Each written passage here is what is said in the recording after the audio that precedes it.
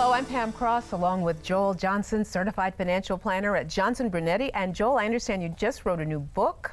Got a new book out, and it's called The Wealthy Think Differently. I've been doing financial planning since 1989, and one of the things I've noticed between our wealthy clients and folks that seem to struggle is, in general, there's no solid rule here, but in general, wealthy people just think differently. And it's interesting because some people say, oh, they think differently because they're wealthy. I'm not sure that's always the case. I think sometimes they're wealthy because they think differently. I was just going to say, so what are the rest of us doing wrong? Well, I think it's the way we approach money. And this is very difficult sometimes to talk about because, for instance, my wife and I, she was raised in a family where, you know, wealthy people were sort of looked at as they're bad people, they've cheated someone to get there and so on.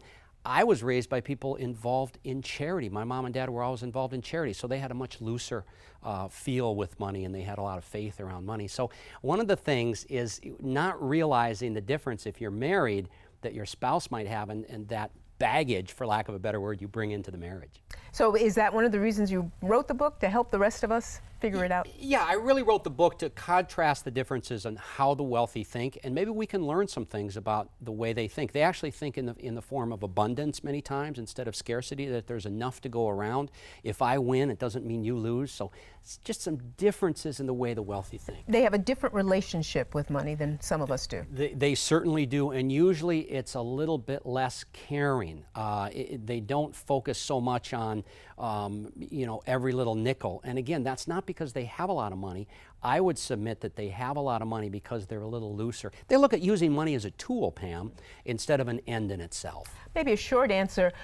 Why is the crowd sometimes wrong? They don't go with the crowd. Yeah, the crowd in investing or in many areas in life are just wrong. And that's a good lesson to learn in investing. We talk about in the book, but especially in investing. Many times, whatever direction everybody's going in, think of the dot-com bubble, the market's different, everything's going to go up like crazy. Well, that's where people got hurt. So I always question the crowd. You're offering your book.